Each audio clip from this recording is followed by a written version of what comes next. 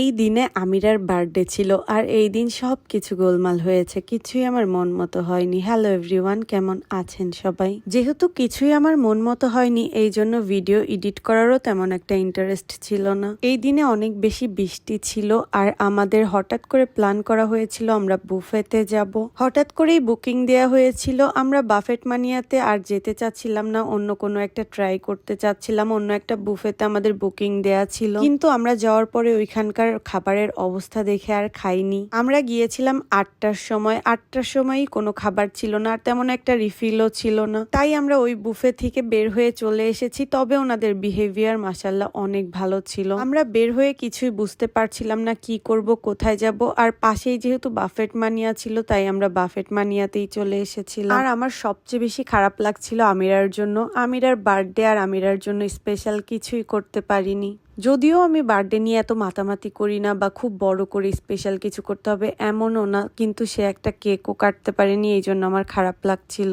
বার্থডের কিছুদিন আগের থেকেই সে অসুস্থ ছিল আর অসুস্থ অবস্থায় তার মুখের রুচি এত বেশি কমে গিয়েছিল, খেতেই পারছিল না কিছু। যেহেতু আমিরা কিছুই খেতে পারছিল না, এই জন্য একদমই আমি চাচ্ছিলাম না বাইরে কোথাও যাই বা বুফেতে কোথাও যাই, বাসায় থাকতে চেয়েছিলাম। কিন্তু আমিরা বুফেতে খাওয়ার জন্য এত বেশি বায়না করেছিল, প্লাস কান্নাকাটি করেছিল, এই জন্য তাকে নিয়ে যেতেই হয়েছিল। আর আমিরা মেইনলি বুফেতে যায় এই জেলিগুলো খাওয়ার জন্য। এই জেলিগুলো আমিরার অনেক বেশি পছন্দ। আমিরার জন্য মাশাল্লাহ বলতে প্লিজ কেউ ভুলে যাবেন না। এই দিনে আমার একদম পাগল পাগল পরিস্থিতি ছিল, কি যে হয়েছে, এমনে লেট হয়েছে। আর অন্য বুফেতে জান্নাতাপুরা ছিল, খেয়েও ফেলেছিল। যেহেতু খেয়ে ফেলেছিল এই জন্য আর আমাদের সাথে বাফেট মানিয়াতে এসেছিল না। আমি সবসময় বুফেতে যাওয়ার দিন চিন্তা করি যে তাড়াতাড়ি যাব, তাড়াতাড়ি না গেলে বুফেতে খেয়ে দে কোনো কিছু করেই শান্তি নেই। তবে এই দিন একটু বেশি দেরি হয়ে গিয়েছিল। যেমন আমরা ফার্স্টে যেইটাই বুকিং দিয়েছিলাম ওইটাই পৌঁছাতে পৌঁছাতে 8টার বেশি বেজে গিয়েছিল। তারপর ওই বুফে থেকে বের হয়ে এটাই আসতে আসতে অলমোস্ট 9টা বেজে গিয়েছিল। একদম 1 ঘন্টায় নাকে মুখে খাওয়া যায় এইভাবে এত খাবার।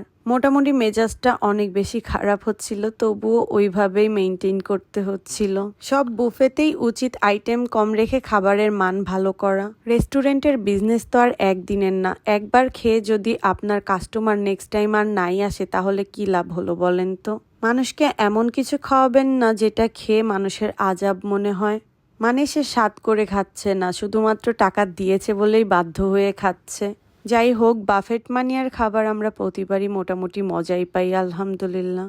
আমিরার বার্থডে আসলেই আমিরা যখন পেটে ছিল ওই সময়কার স্মৃতিগুলো সব মনে পড়ে যায়, ভালো খারাপ সব স্মৃতি। যেমন কি কি খেতে পারতাম না, কি খেতে মন চেয়েছিল খেতে পেরেছিলাম না। আবার যেমন আম্মুর হাতের অনেক খাবার খেতে মন চাইতো কিন্তু খেতে পারতাম না। তখন পদ্মা সেতু ছিল না, যাওয়া আসার রাস্তা অনেক বেশি কষ্টের ছিল। প্রেগনেন্ট অবস্থায় হওয়া ছোট ছোট বড় বড় সব ঘটনা মেয়েদের মনে থাকে। যাই হোক, আমার তো সব কথাই মনে থাকে। যেমন ছোটবেলায় কোন টিচারটা আমাকে একটু বকা দিয়েছিল, এইটাও আমি ভুলতে পারি না।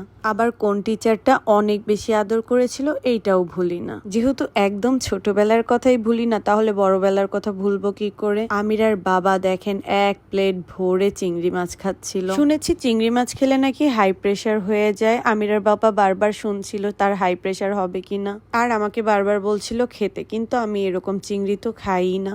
এই দিনে আমিরা একদমই খায়নি। আমিরার জন্য যা যা খাবার নিয়েছিলাম সব পড়েছিল। আমিরা একটু কেক আর জেলি খেয়েছিল। আমি বুফেতে গেলে আর কিছু খাই আর না খাই, 2 বাটি স্যুপ অবশ্যই খাই। অনেক বেশি গরম ছিল স্যুপটা। আমিরাকে বলছিলাম খেতে, আমিরা তো একদমই রাজি হচ্ছিল না। কি যে হয়েছে আমার মেয়েটার। অনেক বেশি জোর জবরদস্তি করার পরে 1 চামচ না 2 চামচ যেন নিয়েছিল বেচারি।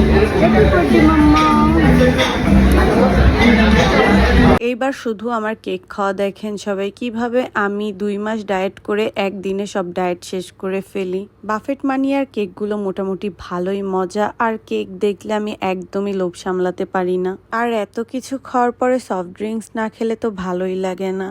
তারপর আমরা বের হয়ে যাচ্ছিলাম, আর বলেছিলামই তো আমরা জান্নাতাপুরা আলাদা আলাদা বুফেতে খেয়েছিলাম এই দিনে।